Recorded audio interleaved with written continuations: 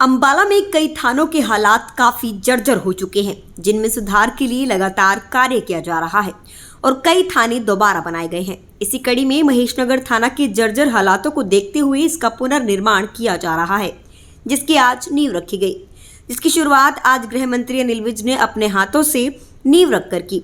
वहीं अब इस बारे में गृह मंत्री अनिल विज से जब बात की गई तो उन्होंने बताया कि सरकार ऐसे थानों का निर्माण कर रही है जिससे वातावरण अच्छा रहे, क्योंकि अच्छा वातावरण होने पर ही अच्छे विचार आते हैं और अच्छे विचारों से अच्छे परिणाम निकलते हैं। और उन्होंने ये भी बताया कि प्रत्येक थाने में जिम निर्माण भी किया जाएगा और सभी थाने एयर कूल बनाए जाएंगे। देखिए, हम नए थाने बना रहे हैं और भी हमारी योजना में है, सारे हरियाणा में बना रहे हैं और अंबाला में भी ये थाना बने तो कई वर्ष हो गए थे, लेकिन ये एक टूटी फूटी चौकी से ही चल रहा था, तो उस थाने का निर्माण किया और जो हाउसिंग बोर्ड चौकी थी वहाँ भी थाने का निर्माण किया। बीसी बाज़ार में भी नया थाना बना के दे रहे हैं। हमारी सोच ये है कि हमें एनवायरनमेंट बदलनी चाहिए, अच्छी एनवायरनमेंट होगी, अच्छे नतीजे निकलेंगे।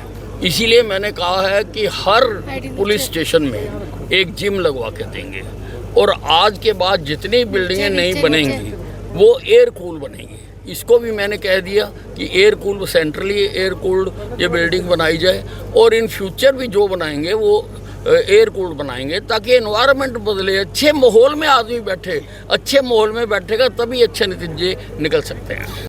वहीं अमर अब्दुल्ला के भाड़ में जाए जम्मू कश्मीर बयान पर पलटवार करते हुए गृह मंत्री अनिल विज ने कहा कि ऐसा कहा जाता है कि धरती पर अगर कहीं स्वर्ग है तो श्रीनगर में है, जम्मू कश्मीर में है, और स्वर्ग के बारे में ऐसी बातें करना अमर अब्दुल्ला की मानसिकता को दर्शाता है कि वे कैसी मानसिकता के धनी हैं।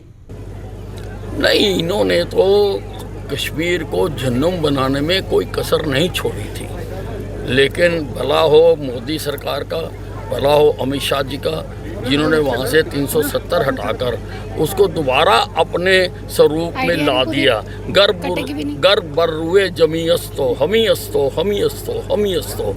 इस धरती पर अगर कहीं स्वर्ग है तो वो श्रीनगर में है, वो यहीं है, यहीं है, यहीं है, ये कहा गया और उसको स्वर्ग को वो जन्नम कह रहे हैं। इससे उनकी मानसिकता पूरी तरह से का पता लगता है। इलेक्शन कमीशन पर रणदीप सुरजेवाला ने टिप्पणी की, जिसको लेकर गृह मंत्री अनिल विज ने पलटवार किया और कहा कि सुरजेवाला जब भी मुंह खोलते हैं तो उनके मुंह से नेगेटिव वाइब्स आती हैं, जबकि चुनाव आयोग सही ढंग से काम कर रहा है, लेकिन फिर भी ये लोग कभी चुनाव मशीन पर, कभी चुनाव आयोग पर इस तरह के सवाल खड़े करते रहते हैं, जो कि इनकी आदत हो गई है। देखिए, ये जो सुरजेवाला जी है, ये इनके ऊपर नेगेटिविटी बहुत ज़्यादा प्रभावी हो चुकी है और जब ये मुंह खोलते हैं तो नेगेटिविटी की जो वाइब्स हैं वो बाहर आती हैं जब भी ये मुंह खोलते हैं। चुनाव आयोग अपना काम सही तरीके से कर रहा है, अब उसके ऊपर भी टिप्पणियां करना और चुनाव हार जाना, तो कभी चुनाव आयोग पे टिप्पणी करना, कभी वोटिंग मशीन के ऊपर टिप्पणी करना, ये इनकी आदत बन गई। राहुल गांधी के बयान की जातिगत जनगणना से ध्यान भटकाने के लिए बीजेपी नेहरू का मुद्दा उठाती है। इस पर विज ने राहुल गांधी को आड़े हाथों लेते हुए कहा कि इनका काम शुरू से ही देश में फूट डालने का रहा है और इस काम में ये लोग माहिर हैं। 1947 में भी हिंदू मुस्लिम के बीच झगड़े करवाए और देश का बंटवारा किया। उसके बाद हिंदू व सिखों को आपस में लड़वाया और कत्लेआम मचाया, लाखों करोड़ों लोग बेघर किए। इनके पास कोई योजना नहीं है, केवल लोगों को भड़काकर अपनी राजनीति चमकाना चाहते हैं, जबकि भाजपा सबको समान दृष्टि से देखती है। देखिए, हम तो कभी भी जातिगत जनगणना के पक्ष में थे नहीं। हमने तो हमेशा हिंदुस्तान को एक माना है और अब तो प्रधानमंत्री जी ने अपने जो तय करती है कि युवा, महिलाएं, किसान और गरीब 4 वर्ग हैं हमारे देश में, वो अपना जो फोकस करना है वो इन 4 वर्गों पर करना उन्होंने बता दिया।